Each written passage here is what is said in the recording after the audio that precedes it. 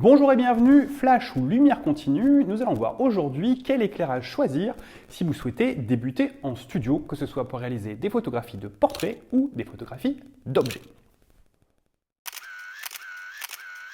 Nous allons donc voir quelles sont les caractéristiques de ces différents matériels et lesquels pourraient correspondre à vos besoins. Si vous souhaitez apprendre à utiliser que ce soit les flashs ou la lumière continue, je vous invite à rejoindre ma formation studio et mon groupe de coaching privé, que ce soit pour réaliser des portraits ou de la prise de vue d'objets. J'en profite pour remercier Thierry qui a laissé un commentaire sur la page de la formation. Thierry donc, qui suit la formation studio et je le remercie pour son gentil commentaire. Merci Thierry. Premier point à prendre en considération quand on doit choisir entre flash et lumière continue, c'est la différence fondamentale entre les deux, c'est-à-dire que le flash délivre une quantité de lumière très forte dans un temps très bref. Ici par exemple, hop, je vais allumer mon flash et il va donc délivrer un éclair assez violent, encore plus violent même, encore plus violent pendant un temps très court, alors que l'éclairage continu, lui, diffuse une lumière beaucoup moins puissante, mais en continu, elle est constante. Voilà.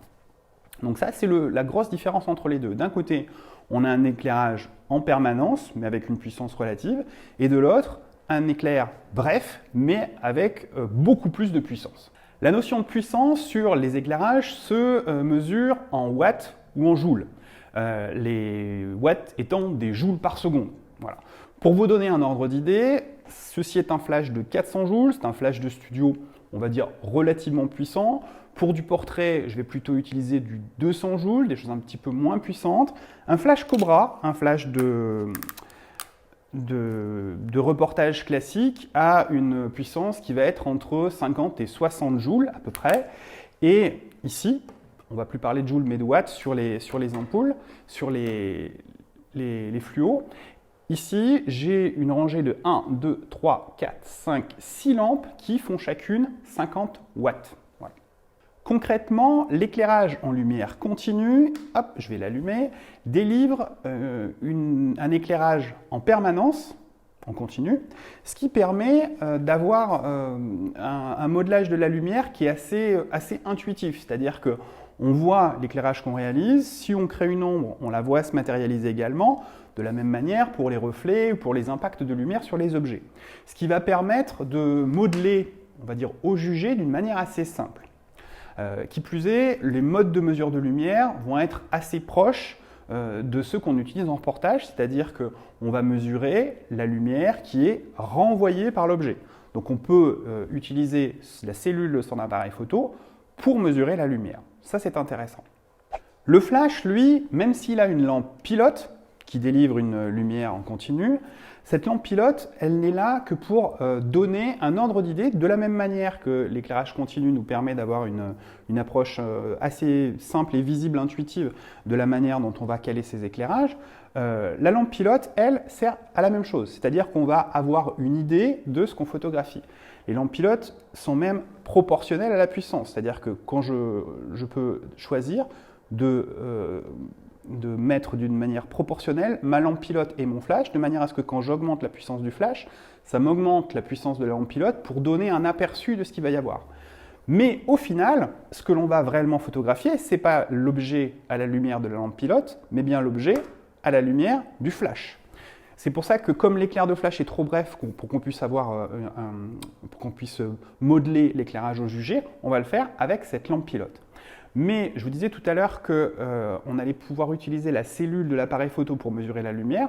On ne peut pas mesurer la lumière d'un éclair de flash avec la cellule, puisque, a priori, le flash de studio ne communique pas avec l'appareil photo, et la cellule de l'appareil photo, elle va mesurer la lumière renvoyée par le sujet en continu. Là, les réglages qu'on va faire anticipent sur l'éclair de flash, donc on est obligé.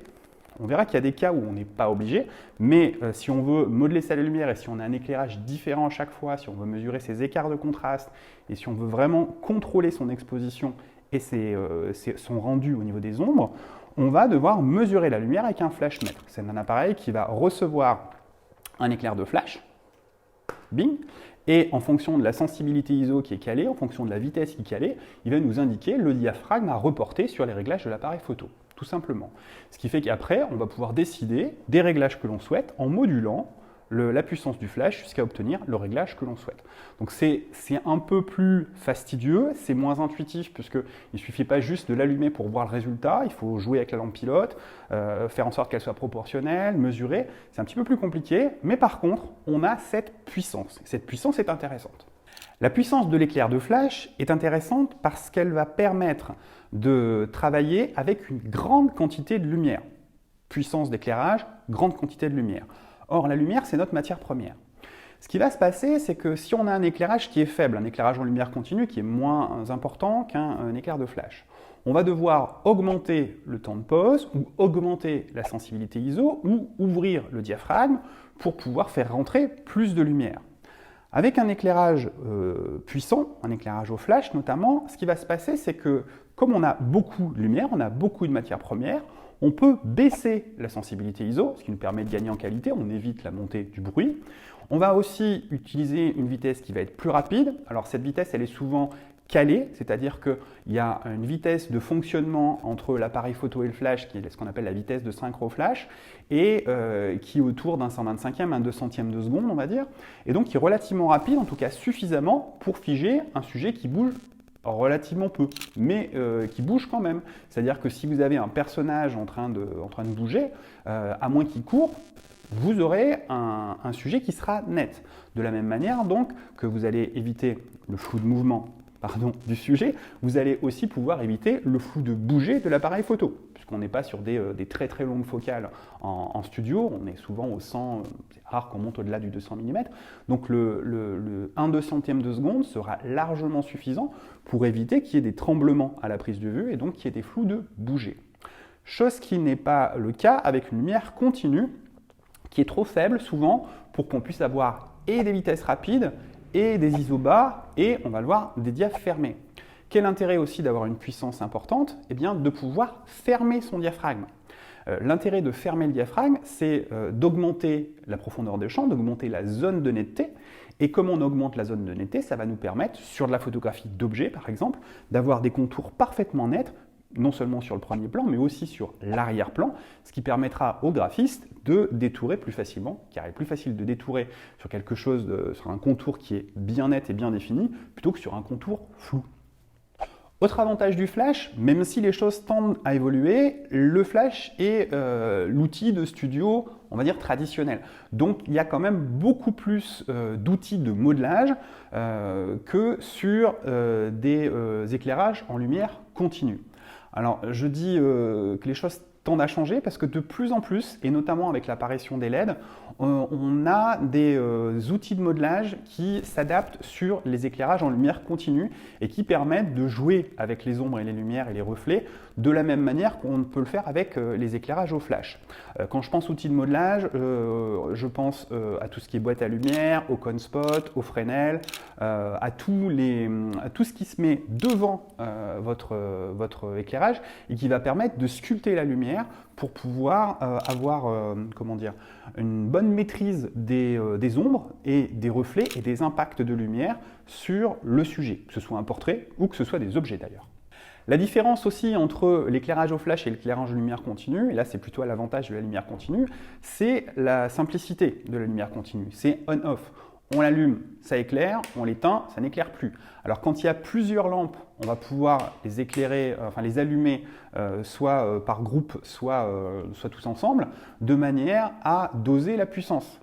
Mais on n'atteindra jamais de toute façon la puissance d'un éclair de flash.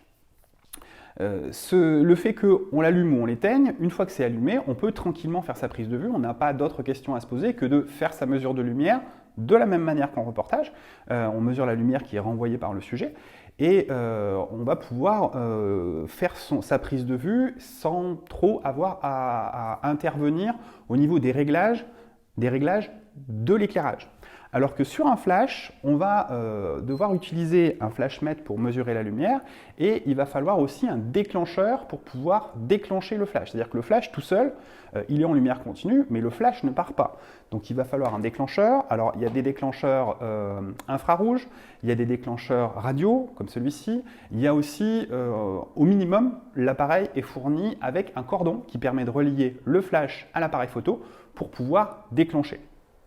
Mais dans tous les cas, il va falloir bien prendre en compte que la lumière n'est pas permanente et comme elle n'est pas permanente, il va falloir mesurer l'éclair de flash. Alors au flash, on mesure non pas la lumière qui est renvoyée, mais la lumière qui arrive sur le sujet. C'est la lumière incidente et non pas la lumière réfléchie. C'est pour ça que je vous disais qu'il faut utiliser un flashmètre. Hop, on va mesurer la lumière qui arrive dessus. Et ensuite, on reporte les réglages sur l'appareil photo et on déclenche donc son éclair de flash pour faire sa photo. Certains flashs de studio récents disposent également d'un système TTL, c'est-à-dire qu'ils ne fonctionnent pas d'une manière complètement indépendante par rapport à l'appareil photo, ils fonctionnent comme un flash Cobra classique qui est relié à l'appareil. C'est-à-dire qu'ils vont communiquer avec l'appareil photo et l'appareil photo va piloter la puissance de l'éclair de flash exactement comme s'il s'agissait d'un flash de reportage. Et là, pour le coup, on n'a plus besoin du flashmètre, puisque la mesure de lumière va se faire exactement comme avec un flash de reportage, directement en TTL. TTL, c'est through the lens en anglais, je le prononce très mal, désolé. C'est à travers la lentille, c'est-à-dire que l'appareil photo va mesurer la lumière de l'éclair de flash qui est renvoyé par le sujet, et quand il estime qu'il a suffisamment de lumière pour exposer le sujet, il coupe l'éclair de flash et l'exposition sera conforme à ce qu'il a mesuré à travers la lentille. Au final, on a d'un côté l'éclairage continu qui est plus simple et plus accessible, de l'autre l'éclairage au flash qui est peut-être un petit peu plus complexe à mettre en œuvre, encore qu'une fois qu'on a compris le principe, ça va très vite, mais qui a l'avantage de délivrer des grandes puissances. Il faut savoir aussi que à partir du moment où on utilise des modeleurs, et c'est notamment le cas sur des flashs, on va avoir besoin d'espace. Donc, pour résumer, je dirais que si vous avez des petits objets à photographier, des choses statiques, l'éclairage en lumière continue suffit largement. Les modeleurs que vous aurez à utiliser en règle générale pour ce type de prise de vue sont assez simples. On va être sur une canopée, on va être sur des diffuseurs, on va être sur des réflecteurs. Il n'y a pas vraiment besoin de choses très compliquées. En plus, le fait d'utiliser une lumière continue, ça n'implique pas d'acheter un posemètre ou un flashmètre, on peut le faire directement avec la cellule de l'appareil photo. Donc je dirais que la lumière continue est relativement accessible de ce côté-là. Si vous avez à photographier des gros objets ou avec des éclairages que vous allez devoir sculpter de manière assez précise, que vous avez aussi besoin de puissance pour pouvoir avoir une grande profondeur de champ, vous allez plutôt privilégier des flashs assez puissants. Si vous faites du portrait, et que vous voulez un modelé relativement doux, qu'on va en général, on n'a pas besoin de taper très fort sur des portraits, puisqu'on va jouer sur les arrière-plans, sur les zones de flou en arrière-plan, sur la faiblesse de la profondeur de champ.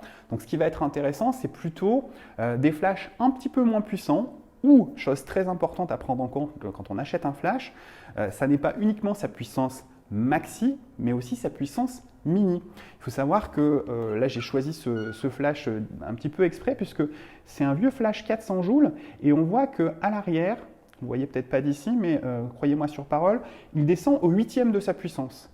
Et même au 8e de sa puissance, même avec une boîte à lumière, quand on éclaire un portrait, si on veut avoir quelque chose d'assez doux et qu'on rapproche l'éclairage, ça va taper tellement fort qu'on va être sur des diaphragmes extrêmement fermés, même au maximum de la vitesse possible, même en baissant la sensibilité au maximum, ça tape tellement fort que tout est net et trop net sur l'arrière-plan.